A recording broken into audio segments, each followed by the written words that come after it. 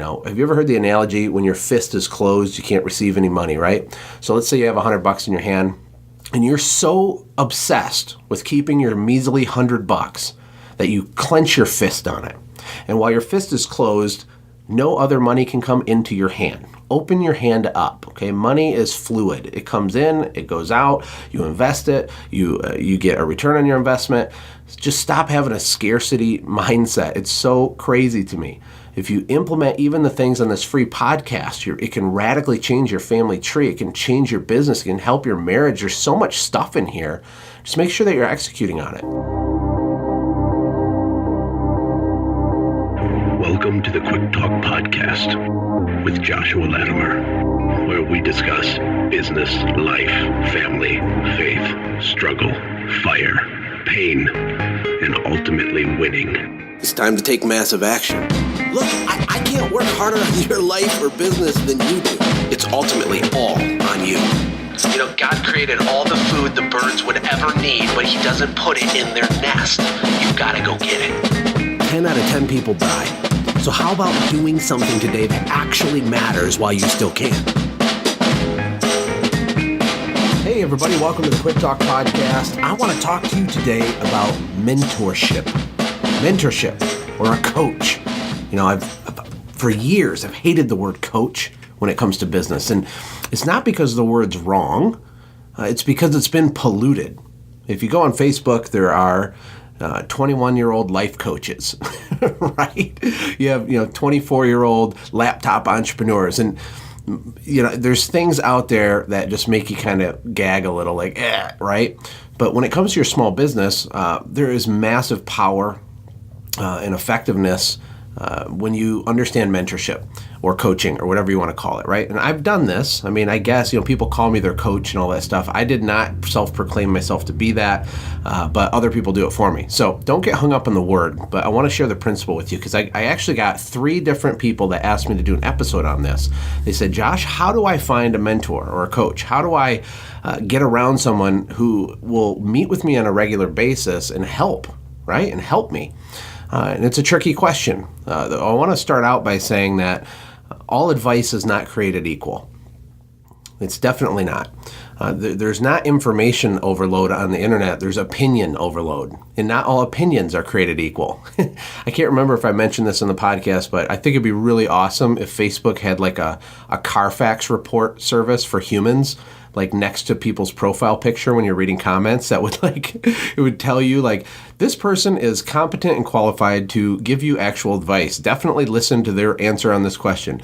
But obviously that doesn't exist. And so if you go online into a group or a forum and you ask a question, you have no way to vet the advice. And really, it's not even good advice because you need more context. Like, let's say you ask a question, I have an opportunity to buy my competitor's business and here's the terms or whatever, what should I do?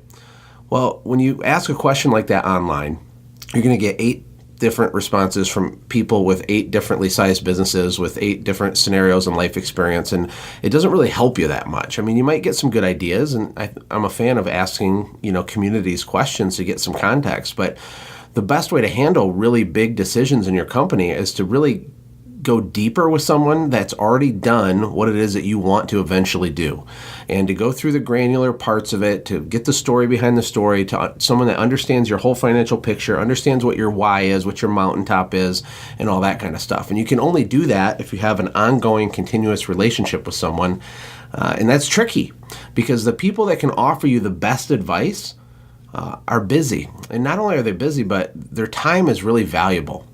It frustrates me how people make a disconnect with a book, right? Or they don't make a disconnect, I'm sorry. My mind wants to go in 10 different directions. There's a lot to talk about here.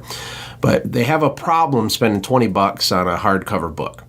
When a book is one of the most difficult things on the planet to create, it's a condensed, packed version of someone's total life experience on a certain subject, which is actually worth probably tens of thousands of dollars or hundreds of thousands of dollars in real value to you if you implement what's in it, what is taught inside of a good book. But we hesitate to spend $20. And we also hesitate to spend money on our own personal development or mentorship or to hire a coach, which is insanity. Now, I did the same thing for a long time. It's scary to spend money. But as long as you're spending money with someone who has a heart to teach and help you, and here's the key, has already done exactly what it is that you're trying to eventually do, then it's money well spent. Here's what's awesome. I want you to remember this quote. People that don't pay attention. And I can attest to this with certainty over the last few years of my life as I put myself out there. I started a podcast. I've done a lot of stuff on Facebook and social media. I've spoken at events, and I've kind of propped myself up to be this guy that talks about business stuff to service companies. And I've learned a lot along my journey. And one thing I learned to be absolutely true, and I first heard this from Russell Brunson a long time ago, is that those who don't pay attention. And it's true for you, and it's true for me. It's true for everybody. When you attach a financial commitment to one of these types of relationships, whether it's a coach or a mentor or whatever, when you do that, it changes everything. Because the real failure here is in the execution of the concepts. A lot of the most important things you can do to fix your business are pretty basic and foundational, but we overlook them, we skip them, we don't go deep enough on them, we don't finish them. For example, if you have visions of grandeur to build some multi-million-dollar huge service company, but you have no grasp on your basic metrics, your basic numbers, your pricing, your margin, just some basic stuff, then you can't have what you want. You can't. It won't happen. But we'll still spend hours online searching different marketing tips, and we'll look at different equipment, and we'll go to these online stores and look at all the cool stuff and whatever equipment makes you excited. You're just spinning your wheels and wasting your time, and you don't know that you are. But when you get in the room with a smart person and they kind of listen to you and they start to understand what you're doing and what your strengths and weaknesses are, they're going to call you out on it. And if you're paying $1,000 a month to talk to someone for 30 or 45 minutes a week, you're probably going to do what they say because you want to make sure you get a return on your investment. This is the reason I priced the boot camp originally over $1,000 was because I wanted people that were going to do it, that would put in the work. And, there's still a percentage of people that come into the Automate, Grow, Sell boot camp that put off doing the work. And the reason is Kurt Kempton is teaching in a course that we're doing for Send Jim. He talks about this concept called present focus bias. I'm not an expert on this, but it was profound. And essentially what happens is people have a hard time modifying their behavior today when they think that they have an unlimited amount of time to accomplish something. For example, you tell yourself, I'm going to lose weight, but I'm still going to eat these Cheetos right now because I'm totally going to get ripped pretty soon. I'm totally going to do it. I'm just going to go to the gym. I'm going to do crunches. I'm going to get my business in order, get my number. I'm totally going to do it. I bought the boot camp. I bought this book, whatever. And because it's open-ended and you can kind of get to it later, this present focus bias messes up our ability to put things into action right now. But when you're working with a coach personally, and I get requests every single week, tons of them. I probably get 30 to 40 private messages just on Facebook a day. People asking me questions, people commenting on something, giving whatever, asking me to help them. People will type out 1,000-word things and send it to me, and I can't deal with that stuff. I'm too busy. I'm doing stuff, and I appreciate that they want my help. But here's the problem: people that don't pay attention. And so if I craft a really thoughtful response, which I usually try to do when I can, back to someone that hasn't paid anything for the information, there's a very strong chance they're not going to do anything with it because there's no value attached to it. Does that make sense? I hope it does. I think it's important, if you're serious about growing a business, to have a coach or mentor. And I think it's also important that you become someone else's coach and mentor. It's like a cup, right? It's like a cup that gets filled up. You need to be pouring out of your cup and investing back into other people so that you can make room to get your cup filled up with new information, new accountability, and new ideas and whatever. But the big deal here that I want to get across to you today to answer this question is how do you find a coach? Well, number one, be willing to pay. In fact, don't just be willing to pay, you better pay. Because it's not about paying them, it's about you. It's about you. Why did I pay $25,000 to join Russell's group? Because I need to grow. I need to change. I need to take some of the concepts I'm going to learn and actually implement them. And when there's that big of a financial attachment to the information, I'm going to deploy it in my business. I'm going to actually do what the coach says. If it's just some free marketing group online, yeah, you stay up till midnight and skim through posts and learn this and that and get some tips, but nothing really happens. The needle doesn't move, right? So one of the easiest ways for me to know if someone's serious is if they have zero issue immediately paying for information, because that identifies a hungry person who's going to achieve a lot of stuff. It just does. Now, there are people that perpetually buy information and don't really execute on it. But what's cool about getting personally mentored or coached is you can't wiggle out of that. You can't. Like, buying a book is cool because you feel really good about yourself just for holding the book. Like, it feels good. You almost feel smarter just for buying a boot camp, like the Automate Grow Sell boot camp, or just for buying a book, or just for buying a product like Send Gym. Like, you feel like, I'm awesome. I have this cool tool. I have this information. I haven't learned it yet. I haven't went through it or put the work in. I haven't executed it, but you psychologically feel good about yourself. But when you have a personal mentor or a coach, a paid consultant that meets with you regularly, and there's structure to the meeting, that's totally different, because you can't escape or weasel out of it. You have to do it. I don't do right now a lot of one-on-one consulting. In the past, when I've done it, it's $1,000, and I'll talk to you once a week for like 30 to 45 minutes. And that might sound expensive. It's actually not. I'm going to raise, if I do this again, it'll be at least $2,000 a month next year if I get time, because I love doing it. But the results are just insane what happens. And it's not because of magic unicorn fairy dust. It's because of the structure. It's because of the accountability. It's because I set deadlines. We work on one thing at a time, and I won't even meet the next week until you've accomplished the thing we talked about this week. And I help and give you context and stuff. None of it's super complex, hard stuff, but what it does is it forces you to get it done. And then as you start getting wins and you start getting things done, everything changes. Like, your chest sticks out a little further. You're more confident. Like, you feel like you're in control, and then you start creating momentum. The other thing I require if someone's going to work with me is that we do it for a minimum of 6 months straight. And that might seem like a long time. I don't know. I have no interest in hopping on a phone call and just getting $500 and talking to someone for a few minutes and helping them with one little thing. I want transformation.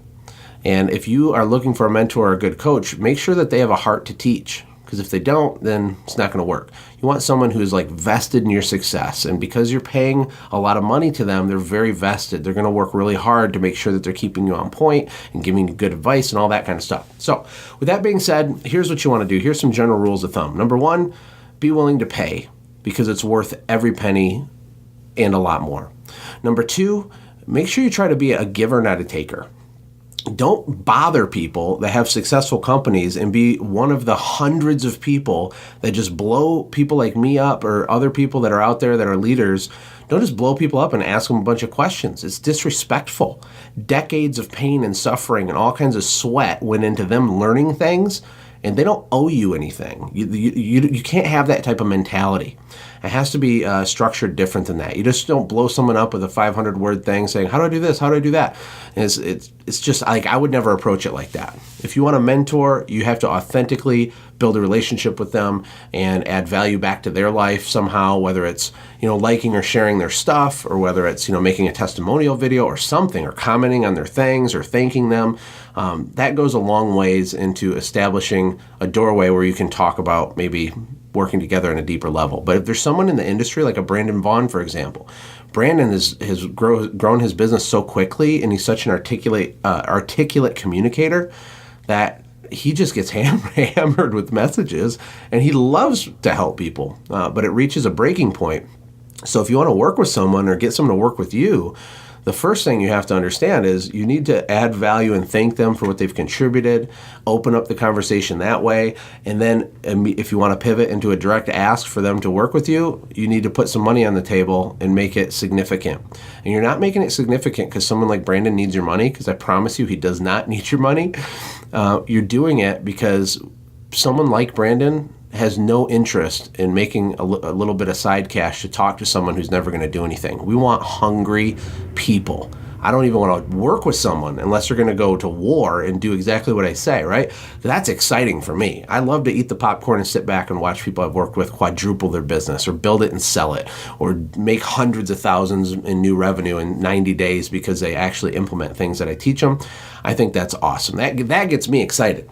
And in closing, I think you should always look for opportunities to add value to other people. Be a giver, not a taker. Have you ever heard the analogy, when your fist is closed, you can't receive any money, right? So let's say you have $100 in your hand, and you're so obsessed with keeping your measly $100 that you clench your fist on it. And while your fist is closed, no other money can come into your hand. Open your hand up, okay? Money is fluid. It comes in, it goes out, you invest it, you get a return on your investment. Just stop having a scarcity mindset. It's so crazy to me. If you implement even the things on this free podcast, it can radically change your family tree. It can change your business. It can help your marriage. There's so much stuff in here. Just make sure that you're executing on it. Find someone that you can mentor, and it will help you have a better understanding of what you need in your life. You're going to find that you give people advice that you still need to take yourself. One of the best ways to learn is by teaching. It can start out small, and then who knows, in a few years, you might be able to do something like what I've done, if that's the direction you want to go. There's so much need out there. There's enough room for everybody. Don't be scared of the word coach, but make sure that you vet people and that they are the right person for you, and put your money where your mouth is if you are going to move forward with them. So hopefully that answers the questions that I was asked. Add value, don't be a taker. Those who don't pay attention. Make sure you're mentoring and teaching and coaching and helping other people, because it'll make you a better student yourself. And that's kind of it. I will talk to you guys later. Take care. God bless. Hey, thanks for hanging out, friends. And from all of us here at the Quick Talk Podcast team, we hope you loved today's show. We hope that you were inspired to become a doer and not just a listener. Apply what you've heard today in your own business and watch things change for the better.